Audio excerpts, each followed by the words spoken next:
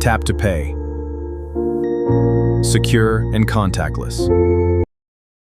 Think of that leather wallet in your pocket, that bulky thing your father or grandfather used to carry in their back pocket, a symbol of manliness, filled with paper and metal. How primitive it looks, doesn't it? Most of us forget to even carry it anymore, because what we call value has long since escaped that physical prison. Today, when you scan your phone to buy a coffee, you're not just confirming a digital deduction in your bank account. At that moment, you're also paying for where you are, what time you're having a caffeine craving, what brand of phone you're using, and probably where your next stop will be. Your digital residue, that is, data. The future of money doesn't look bright, folks. The future of money is a completely transparent, recordable, and unfortunately, exploitable data dump. If you're ready, throw away your wallets. We won't need them where we're going. Let's agree on one thing first. Money has long ceased to be real. For thousands of years, we traded seashells, then pieces of gold.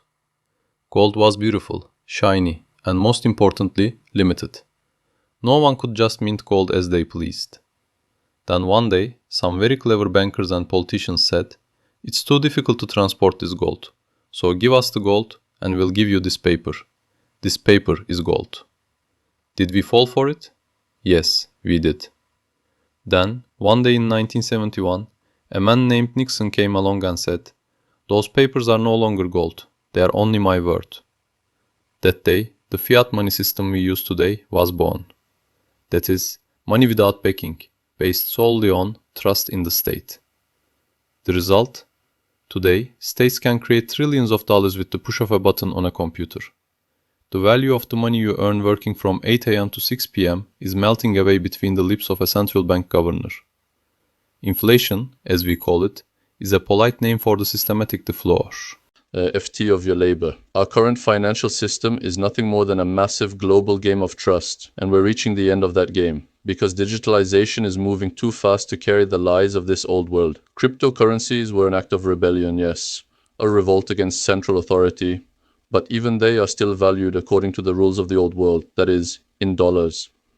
The real revolution is brewing elsewhere, in a place where money itself is changing its nature. Remember that cliche you've been hearing for a while. Data is the new oil. That saying is so inadequate in describing the situation. Oil is a lifeless resource that runs out when you burn it. Data, however, is alive. It is born from you, grows with you, and most frighteningly, multiplies itself by manipulating you. Data is not the new oil. Data is the new human flesh. It's the cannibalism of the digital age. Why is it so valuable? Let's look at it scientifically. What do you think those enormous machines we call artificial intelligence feed on? Just Wikipedia articles? No. They feed on your filtered photo on Instagram, the embarrassing health issue you searched on Google at 3 a.m., and the information about which scenes you paused and rewound on Netflix. It's behavioral now. The digital exhaust fumes you leave behind as you live your life. For companies, the value of this data goes far beyond showing you a shoe advertisement. The point is to know what you will do before you do it. This is call. Led predictive capital. If an algorithm knows with 98% accuracy when you will become depressed, when you will feel the need for a vacation, or when you will change your voting preference, then the owner of that algorithm possesses a power close to that of God. Size. In the past, wealth was measured by how much land you owned. Then, it will be measured by how many factories you own. In the future, wealth will be measured by how well you can predict and influence human behavior. Do you think Zuckerberg or Musk are building these platforms solely for advertising revenue? No. They are the cartographers of the new world, mapping the future of human behavior. And on this map, you are just a data point. So, how will this data money work in practice? You won't go to the market and say, "I'll buy a kilo of tomatoes, and in return, I'll give you my location history for the last 3 years," of course.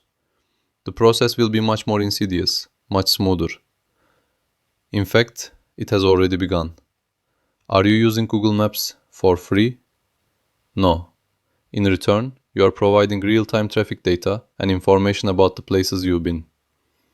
Are you watching YouTube for free? No. You're selling your attention and consumption habits. In the future, this exchange will spread to every area of life. Imagine, you want to get a home loan. The bank, or the giant technology company that will replace the bank at that time, won't look at your payslip. Because salary is an Old world metric. They'll look at, what are this person's health records like? Did their smartwatch detect any irregularities in their heart rhythm? Are there any clues in their voice recordings that they smoke? How risky are their social media posts? Are they a trustworthy citizen? Exhales sharply. Your data score, your digital reputation will become your purchasing power. If this reminds you of China's social credit system, you're on the right track. Only this time, we're talking about a global economic model imposed on us by corporations under the guise of efficiency and risk management, not by the state. You may have money, millions of old dollars in the bank, but if your data score is low, that is, if you are a risky, unpredictable, or disobedient data source for the system, you won't be able to spend that money. You might not even be able to make a reservation at that luxury restaurant because the restaurant's algorithm will only want to serve high-quality data profiles. Money could buy anonymity. In the data economy, anonymity is poverty. If the system can't see you, you're non-existent. To exist, you have to accept being monitored. This is the most technological form of modern slavery. The philosophical cost of this transformation is far heavier than Its economic cost. Do you know what the best thing about money, that piece of paper, was? Its coldness and distance. When you gave someone 100 lira, where that money came from, who you were, what you did with that money before, was erased. Money was a medium of exchange independent of morality. Data, however, is personal. Data is a digital copy of your soul. When you turn data into currency, you actually start selling pieces of your soul. Privacy ceases to be a human right and becomes a luxury premium feature that only the very rich can afford. Let's speak the harsh truth. In the world of the future, there will be two types of people. The first is data owners. The first group is that 1% who can protect their own data, live in encrypted spaces, are invisible to algorithms, and are therefore truly free. They will hold both the old money and the new power. The second group is us, data cows. Billions of people who are provided with data, constantly monitored, and whose every move is recorded, and in return for these records they gain access to free services, basic income, or the right to life. Our value will be measured by how much quality data we provide to the system.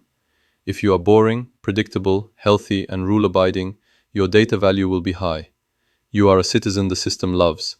But if you are questioning, outside the system, unpredictable, your data score will drop, and you will be pushed to the fringes of society. This is a nightmare that even George Orwell couldn't have imagined. Because in 1984, people feared being monitored. In 2040, people will fear not being monitored, because not being monitored will mean economic starvation. Size. In conclusion, the death of the money in your wallet isn't the end of an era, but humanity signing a new existential contract. Perhaps while watching this video you're thinking, no way, this can't be true. But remember, even watching this video has already been recorded on your profile on a server somewhere. Your interest in this topic has already updated your profile. Let's discuss this question. Let's say the system offered you this.